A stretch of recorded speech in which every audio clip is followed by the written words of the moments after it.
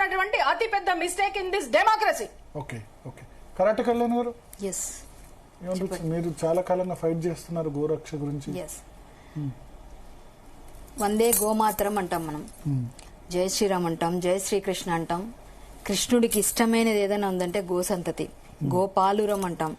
ఇటువంటి గోవుల్ని తల్లిలా పూజిస్తూ సకల దేవతలు అందులో కొలువై ఉన్నాయంటాం.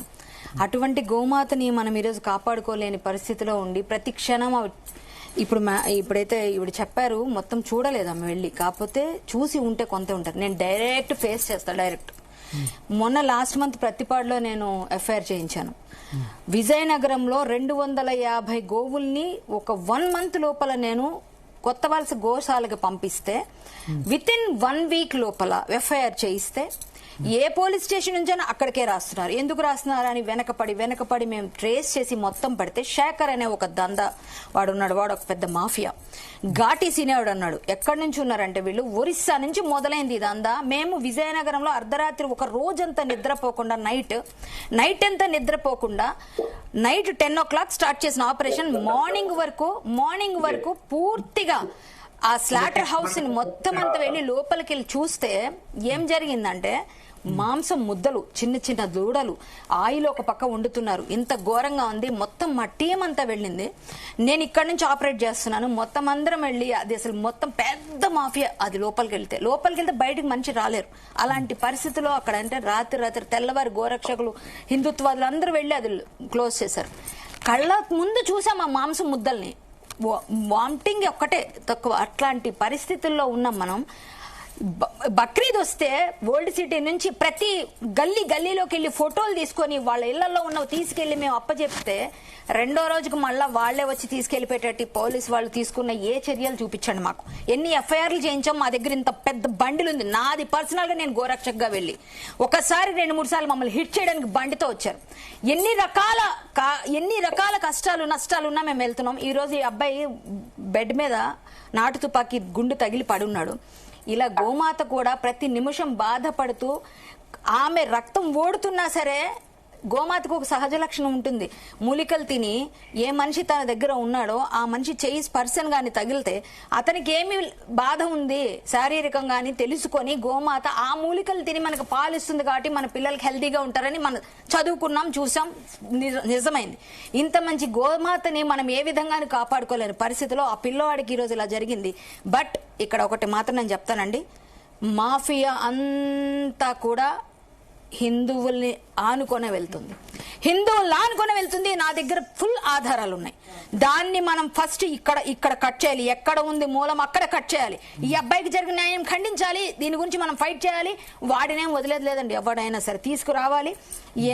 ఎంత ఘోరమైన పని చేశాడో వాడిని మాత్రం వదిలేదే లేదు. కానీ ఈ రోజు వెనక ఒక హిందూ పేరు కనిపిస్తోంది. ఒక డ్రైవర్ గానో ఒక క్లీనర్ గానో ఒక ఎవడైతే మనకి అందజేయడానికి ఒక ఇబ్రాహిం కంటే మమతంలో ఉండి మనం వీళ్ళని మాత్రం వదలకూడదండి. తిన్న ఇంటి వాసాలు లెక్క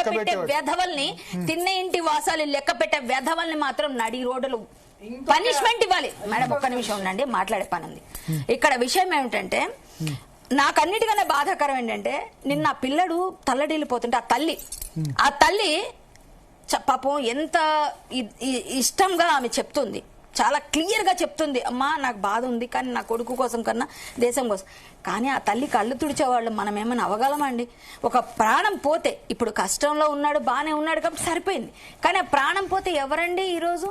అంటే ఈ స్లాటర్ హౌస్ల పైన ఉన్న ఏవైతే మనకి చట్టబద్ధమైన మన న్యాయ పరిధిలో ఉన్నవన్నీ ఎవరు అమలు చెయ్యాలి, చెయ్యని వాళ్ళ మీద ఎందుకు మనం పనిష్మెంట్ చేయట్లేదు? చట్ట వ్యవస్థ క్షీణిస్తోందని క్లియర్ అండి, క్లియర్ అండి. ఇప్పుడు ఒకటి చెప్తాను, అది ఎవరైతే అమలు చేయట్లేదో వాళ్ళ మీద మనం ఎందుకు ఫైట్ చేయకూడదు? ఎస్, నేను రెడీగా ఉన్నాను ఫైట్ చేయడానికి. ఎందుకు ఫైట్ చేయాలి? చేయొద్దు మనం. ఎందుకు అండి అవన్నీ మనం అమలు చేయనప్పుడు అవన్నీ ఎందుకు మనకి అవసరం ఉందా? వాటి వల్ల లేనప్పుడు మరి అమలు చేయాలి కదా. మతపరంగా రాజకీయ పరంగా మలుస్తున్నారని అలా చెప్తారండి. వాళ్ళ ఇష్టమే. మతపరంగా రాజకీయ కోణాలు ఇంకా చాలా కుట్ర కోణాలన్నీ ఇంకా తీసుకొస్తారు. కొన్ని ముందుకు వస్తాయి. ఒక విధంగా చెప్పనా, హిందువులు ఉన్నారా అంటే వెనక ఉన్నారు, ముందుండి నడిపిస్తున్నారు కొంతమంది చెప్తారు. కొంత నిజం ఉండొచ్చండి, మొత్తం అంతా అదే నిజం కాదు. కానీ అందరు హిందువులు అంత దరిద్రంగా గోమాత మాంసంతో తిని రక్త మాంసాలపైన ఇల్లులు కట్టేవాళ్ళు లేరు, కానీ కట్టేవాళ్ళు కూడా ఉన్నారు. అది కూడా నిజమే. అలాంటి వాళ్ళని మా వాళ్ళైనా సివియర్ గా పనిష్మెంట్ ఇవ్వండి. హిందువైనా పనిష్మెంట్ ఇవ్వండి, ఎవరైనా పనిష్మెంట్ అండి, ఎవరైనా వదలొద్దు. ఆ తల్లి బాధకి మీరు ఏమిస్తారు సమాధానం? ఏ నాయకులైనా వచ్చి ఓదార్చి వెళ్ళిపోతాం అది కాదు కదా. దానికి పర్మనెంట్ సొల్యూషన్ గోమాతని జాతీయ ప్రాణిగా ప్రకటించండి. అప్పటికైనా ఇలాంటి వ్యధవలు దందాలు చేయడం మానుతారేమో. అట్లీస్ట్ ఇలాంటి వ్యధవలందరినీ తీసుకొచ్చి మనం అందరం ఎక్కిస్తూ వాడెళ్ళి అక్కడ డాన్సులు చేస్తున్నాడు, ఆ పార్టీలు చేసుకుంటున్నాడు, వాడు గన్ను పట్టుకొని డాన్స్ చేస్తున్న ఫోటోలు వచ్చాయి. ఎక్కడి నుంచి వస్తున్నాయి ఈ తుపాకీలు? ఎవరు ఇస్తున్నారు లైసెన్స్? ఎవరు వీళ్ళకి సహకారం చేస్తున్నారు? వీళ్ళకి కొమ్ము కాసే వ్యధవలు ఎవరు? ఆ వ్యధవలు బయటకు తీయండి. వాళ్ళ హిందువులైనా రక్షణకు చట్టం ఉంది, సరిగ్గా అమలు గోవుల రవాణా జరుగుతుంది. నేను ఇప్పుడు రండి నాతో, మీరు రండి, ఈ రాత్రి నాతో రండి, ఇప్పుడు రండి, నేను చూపిస్తా పాయింట్స్. నాకు తెలుసు నేను ఎక్కడెక్కడ గోరక్ష చేస్తామో మాకు తెలుసు. రాయగడ మీరు అక్కడి నుంచి చూస్తే పార్వతీపురం, ఇటువైపు చూస్తే పలాస మొదలుకొని ఇటువైపు నుంచి ఇక్కడ రాజమండ్రి, ఎటువైపు నుంచి చూసిన 4 వైపుల నుంచి వచ్చేది ఎక్కడికి? హైదరాబాద్. నేను చెప్తా ఇప్పుడు ఈ మధ్య కొత్త దందా ఏంటంటే గుమ్మడికాయలన్నీ వేసేస్తారు ఫుల్గా. కింద ఏముంటున్నాయండి? గోవులు ఉంటున్నాయి. గుమ్మడికాయలు బండి అనుకుంటారు మీరు వెళ్తుంటే, గుమ్మడికాయల బండి కాదమ్మా అది, ఖచ్చితంగా గోవుల బండి. కూరగాయలు దోసకాయలు వెళ్తాయి, దోసకాయలు ఉండవు అందులో, గోవులు ఉంటాయి. దాన్ని 2-3 డబల్ డక్కర్ బస్సుల్లో కూడా తయారు చేస్తున్నారు. ఎన్ని ఉన్నాయి తెలుసా ఇట్లాంటివి? ఎన్ని రకాల కూరగాయలు వేస్తున్నారు. ఒక రకమైన మోసం కాదు వాళ్ళది, ఒక రకమైన మోసం కాదు. మొత్తం అన్ని ఎక్కడి నుంచి వస్తున్నాయో మాకు రోజు నేను పెడతానమ్మా గ్రూపుల్లో. రోజు నాగన్న గోశాలకి నేను రోజు పెడతాను, 4-5 తమ్ముళ్ళు పెడతా నెంబర్లతో సహా, సేమ్ బండితో సహా. కానీ ఏంటి 4-5 ప్లేట్లు మారితే నెంబర్ ప్లేట్లు వచ్చేసరికి ఇటు ముందు ఒక ప్లేట్ ఉంటుంది, వెనకో ప్లేట్ ఉంటుంది, ఇటు ఒక ప్లేట్ ఉంటుంది. నేను రోజు చేసే పని అదే, మేము రోజు చేసేది గోరక్ష పనే. కాకపోతే ఏంటంటే కడుపు తరుక్కుపోతుంది గోమాతని ఇట్లా చూస్తూ. ఇలాంటి పరిస్థితుల్లో ఏ విధంగా ఫైట్ చేస్తూ వస్తుంది, ఏ విధంగా దీనికోసం కష్టపడాలి. ఏడుపు ఒక్కటే తక్కువ ఉంది. ఎన్నైనా కాపాడుకుంటాం, ఎంతమంది నేను చెప్తాం. ఈ తమ్ముడికి ఈరోజు జరిగింది, కొంతమందికి మొన్నటి వరకు జరిగిన దానికే మర్చిపోలేదు, ఇంతకు ముందు జరిగినవి ఇంకా ఎన్ని జరగాలి, ఇంకా ఎన్ని జరుగుతాయి. సో నేనైతే గోమాత కోసం ఏదైనా ఒక స్పెషల్ యాక్ట్ రావాలి. దానికోసం అందరు హిందువులు ఫైట్ చేయాలి.